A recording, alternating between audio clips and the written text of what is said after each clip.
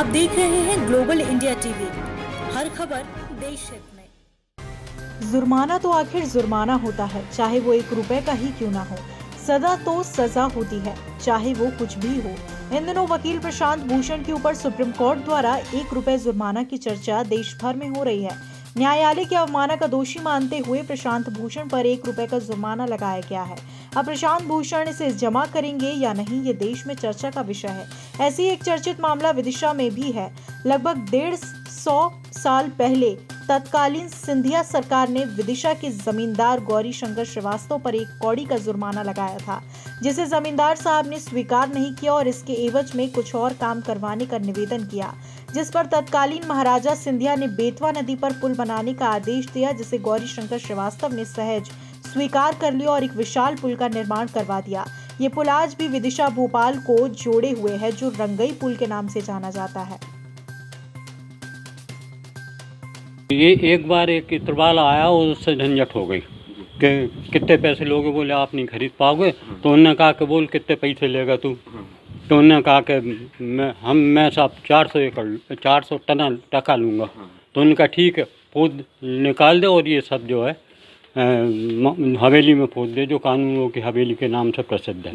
इस बात की खबर माधोराव सिंधिया जो पहुँची, तो उन्होंने अपने कानून को साहब को गौरी शंकर जी को बुलाया और उनसे कहा भाई आपने ये जुर्म किया है, ये हमारे पास रिपोर्ट आई है। तो उन्होंने कहा साहब मैंने कोई जुर्म नहीं किया है, और बुलाने पे वो गए नहीं।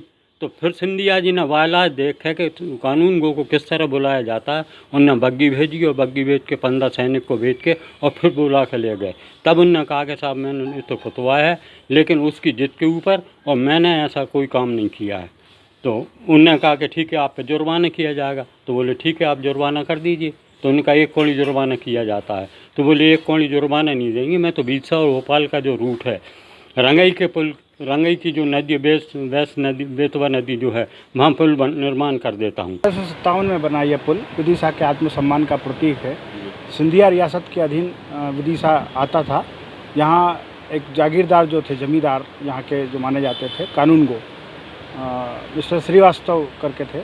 यहाँ पे कोई इत्र बेचने वाला आया, किंवदंती है ये कि कोई इत्र बेचने वाला आया और इत्र के लेने के ऊपर कुछ थोड़ा सा उनके नौकर से उनका कुछ हो गया होगा। तो उसने कहा आप इत्र नहीं ले सकते। कानून गो साहब ने सुना तो उन्होंने उसका पूरा इत्र खरीद लिया, जो जितना भी उसके पास इत्र था पूरा इत्र उन्होंने खरीद लिया और इत्र को दीवारों पर पुतवा दिया। जब ये खबर धीरे धीरे फैली कि विदिशा के लोग इस टाइप के, विदिशा के जो जागीरदार हैं वो इस टाइप है, और कुछ उनके विरोधियों ने भी महाराज को कुछ कान भरे होंगे। महाराज ने उनको बुलाया, वो किसी कारण से नहीं जा पाए। फिर उनको बुला के जो जमींदार थे, जागीरदार थे उस वक्त, उनको बुलाया और उनके ऊपर अर्थदंड आरोपित कर दिया। अर्थदंड आरोपित करने पर उन्होंने कहा साहब या, और वो अर्थदंड था मात्र 1 कौड़ी का अर्थदंड था। उन्होंने कहा साहब 1 कौड़ी का अर्थदंड मेरी जो शान है उसके खिलाफ है। इसके बदले में अगर आप चाहें तो मैं कोई दूसरा काम कर सकता हूँ। मैं निवेदन कर रहा हूँ कि आप मुझे अर्थदंड ना दें। महाराज ने कहा ठीक है, अगर आप अर्थदंड नहीं देना चाह रहा है तो यहाँ पे पुल बना दो।